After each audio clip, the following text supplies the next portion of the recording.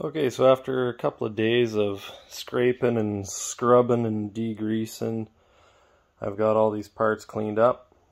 I also got the new parts I ordered. So you can see here, these new pins compared to the old. These are not really round anymore, but the new pins look good. Got a new spring, same as the old spring, but new. And get ready to put this back together. My dad helped me build a nice wooden base here out of, we ripped down some lumber, nice and square, got it all glued up and got some all thread running through it with a heavy rubber mat underneath. That's the 1.5 horsepower motor that I'm gonna have to figure out where I'm gonna mount it. Originally I wanted to mount it down here in this space, but I don't know, it's gonna need an awfully long belt to get up to the top that I'm not sure if I'll be able to find locally. That's just an old beat up pulley that I had that I was just using to measure the belt length I would need. So yeah, let's get at her. Okay, so the first thing I think I'm gonna do is get these lugs back on.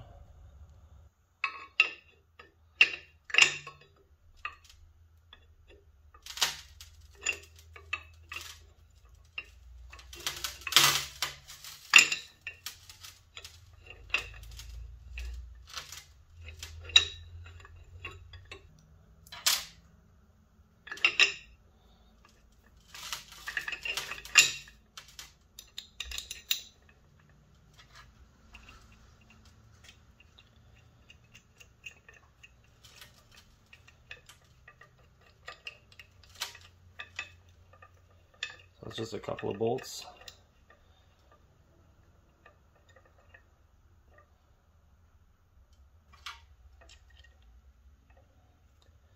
Not exactly sure how tight these are supposed to be. It looks like it's double nutted, so maybe it doesn't need to be cranked super tight. Because that should turn freely on there as his wheel spins, because your forks don't spin. So I think that should be okay. I'll just throw a little wrench on there and just get them just a hair tight, but nothing crazy. And then we'll put that up on the frame.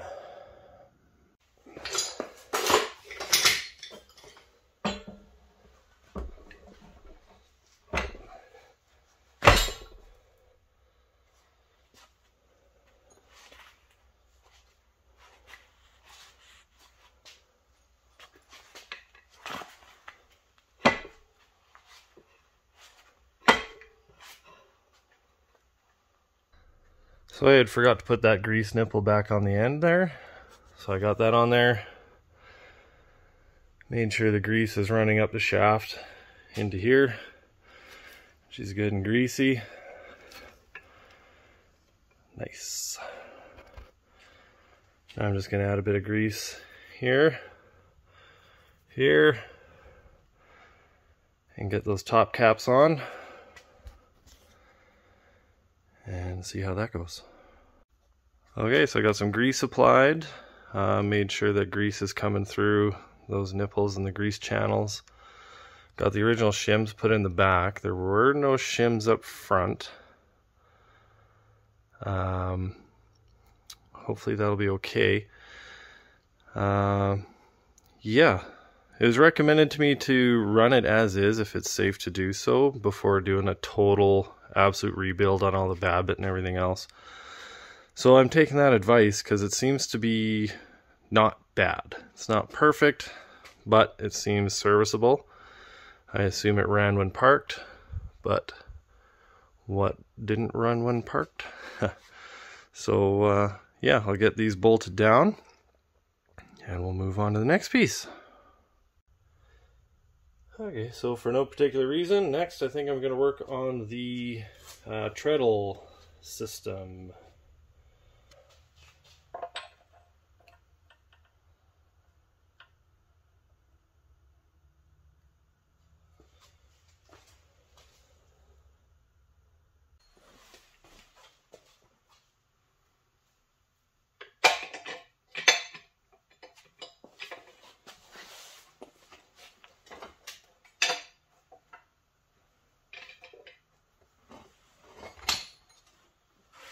Okay.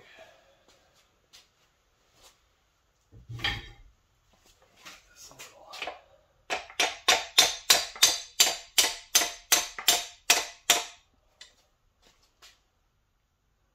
Uh-huh.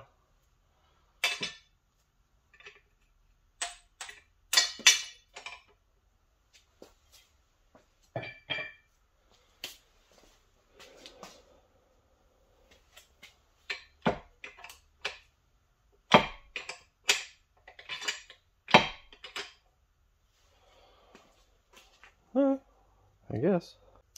Come on, you.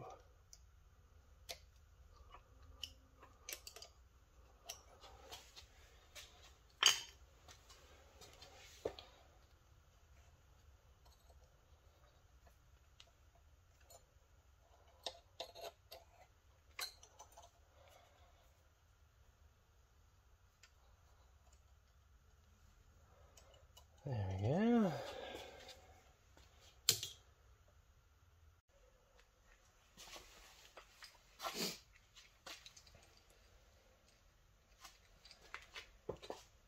Okay, so here's that little treadle return spring hook. Goes on here.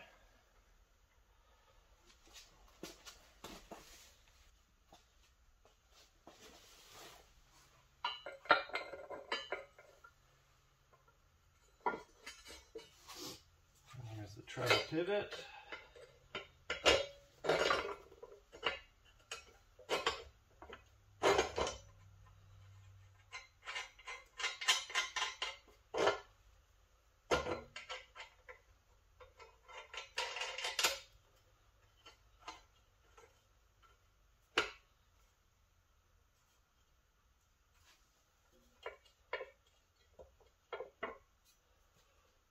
Cool. Okay. There we got this unit. That hook's on the other end of the spring on that hook. And bolts onto the treadle here. Here. I might have to review my disassembly video to see how this worked. 1 second. Okay, I see what I had wrong. I had this treadle flipped over, which is why there's no mounting holes on this side.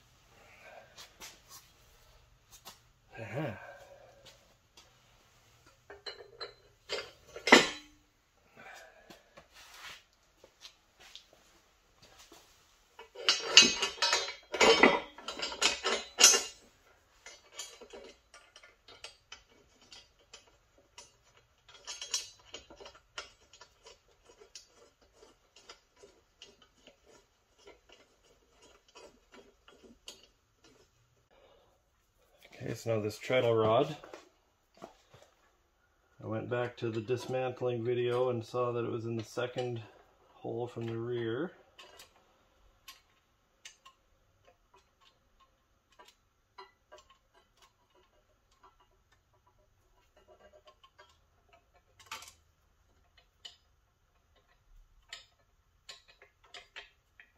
There we go.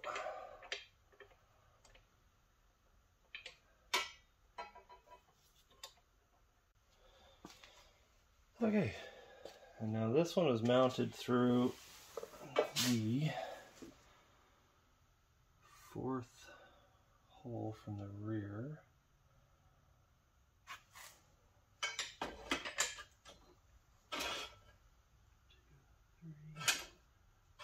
Also known as the front hole.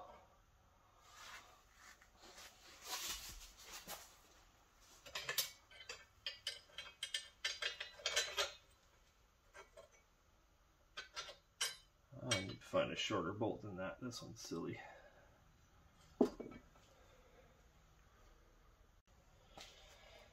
There you go. That's a much more appropriate size bolt.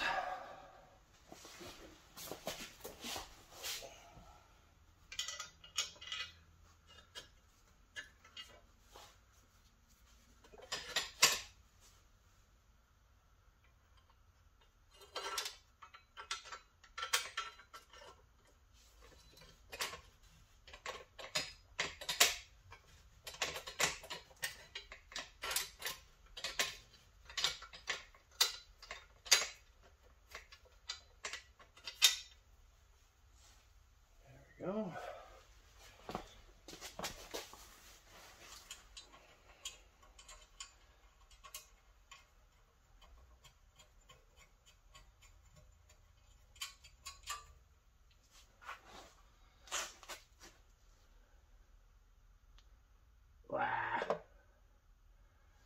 That's facing the hook's facing the wrong way.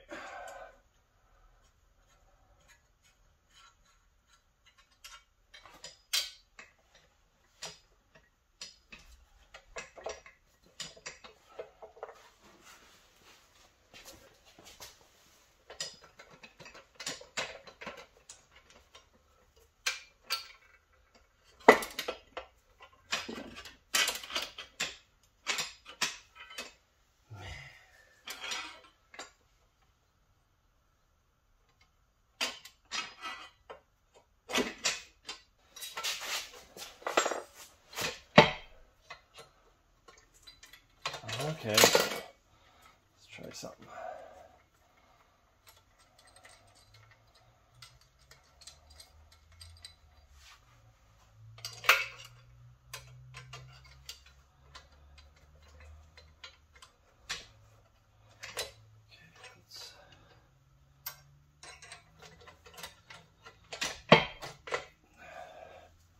Well, that was easier.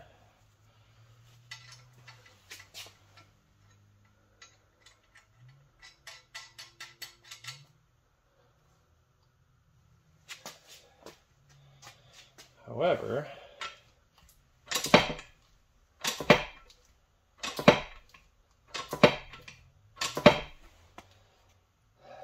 that might be up a little high. I'm going to have to mess around with how far up this bracket is threaded up this rod here. Be right back. Okay, I think I've got that adjusted nicely. As you can see here, clutch spins free. Step on the treadle, spins the whole thing. Spring pulls it off, spins free again. So yeah. Okay, let's see if we can get this ram back together here with the new pins.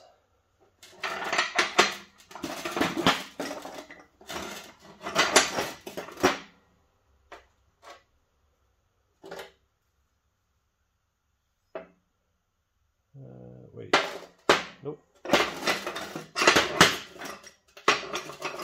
right.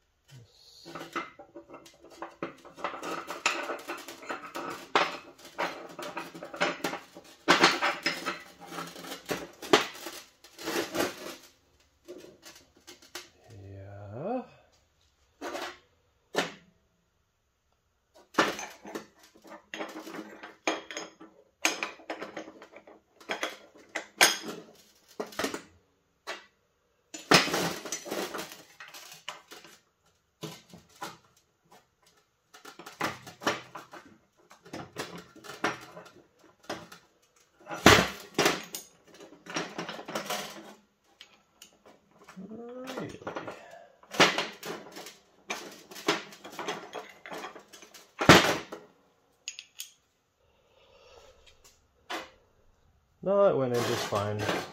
I just might have been going in a little crooked or something.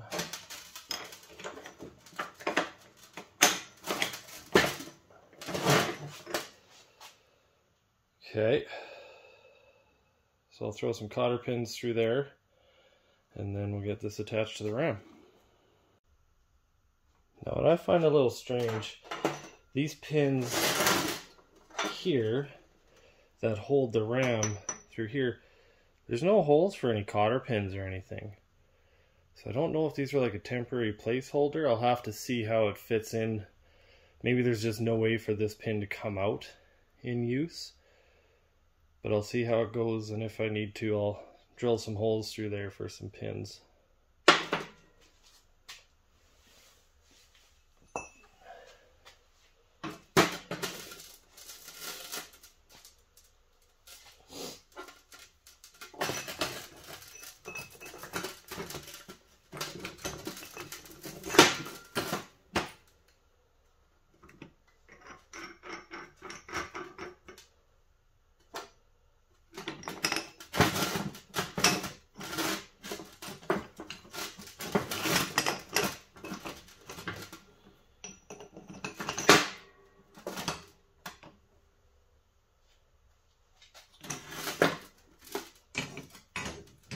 Oh yeah, I did need to put that in first.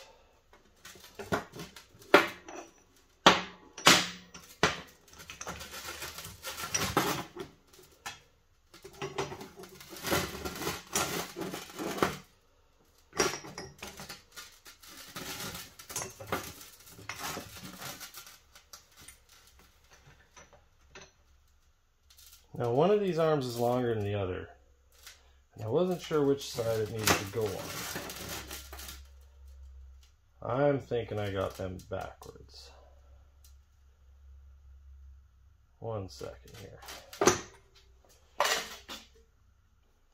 Okay, I undid all that, redid all that, switched the position of these two arms around, because like I said, one's slightly longer than the other. That already looks like it makes more sense.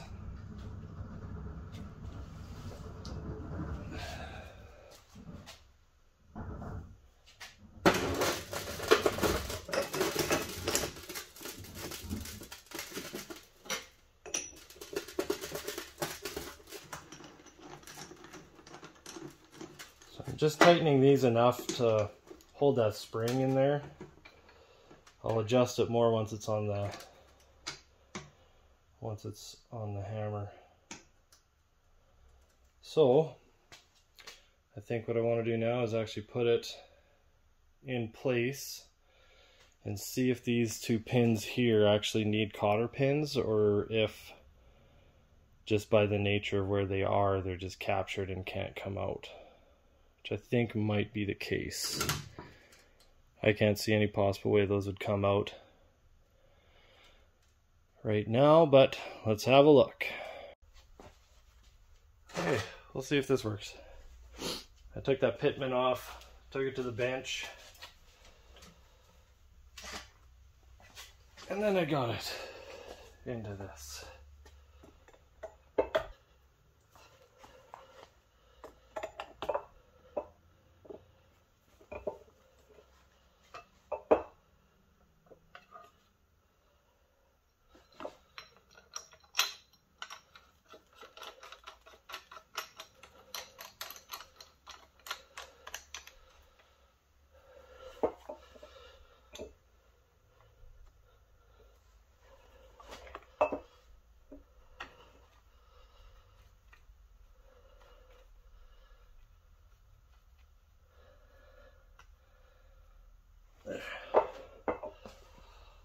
Oh, not ideal, but just gotta get those two bolts tightened up, and then we can get on to the rest of the ram guide. Okay, now as I recall, there's two thicker shims here, three thinner shims there, so that's how I have it. Now, try to get this in here without that hammer swinging down on me.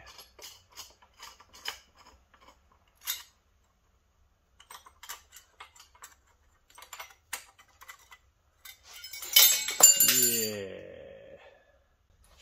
Okay, got those shims in, got them started. Now I just need to snug this up. Okay, and now from what I understand, to adjust this arm here, you turn it so that these arms are level.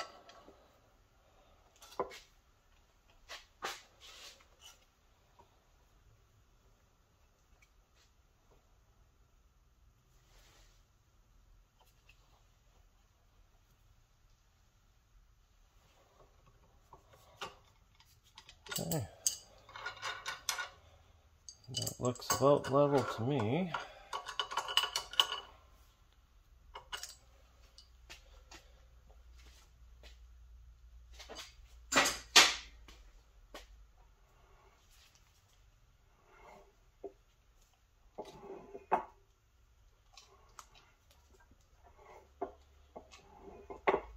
Yeah, I don't see any way for these pins here to come out in use. There's no way. So we should be good to go. Nice. Now I just need to sort out all the wiring. Okay, I had a little bit more dinking around to do. I had to flip the ram around. Wasn't a big deal. I had to adjust the shims a little bit here for the ram guide. They just weren't sitting nice and flush. I just had to flip them around. Figure out how they'd been put in before, basically, so that that ram guide fits nice. Now there's no little play back and forth. Might still need a little bit of tweaking there. But I got the dies in. So the problem I was having is to get that top die in. It wanted to get all twisted and weird. Didn't want to line up with the front. So that's why I flipped the ram around. And that seemed to fix it. Maybe it was just a coincidence, but whatever. Got her all oiled up. And ready to address the motor, pulley, belt, power, etc. I marked my pitman arm here with a Sharpie just to see, once I start running it, if it's sliding down at all, if I need to tighten it up. I've got it adjusted to about 1 inch apart at bottom dead center, with the dies 1 inch apart. I think I read in some manual or other for Little Giant that that's kind of factory setting, so we'll go with that. But yeah, it seems to run okay under, you know, hand power. Everything turns, nothing binds up, nothing scrapes or rubs or anything weird like that. So I think it's ready to try out. I still got to bolt it down to the base. I'm just going to use some big heavy lag screws and just screw it down to the wood. But there we go. She's back together. Hopefully some of my struggles help you out if you tackle a similar project. Well, stay tuned for the test running, I guess, and the inaugural smashing of hot steel with it. I know I'm looking forward to it, so we'll see you then.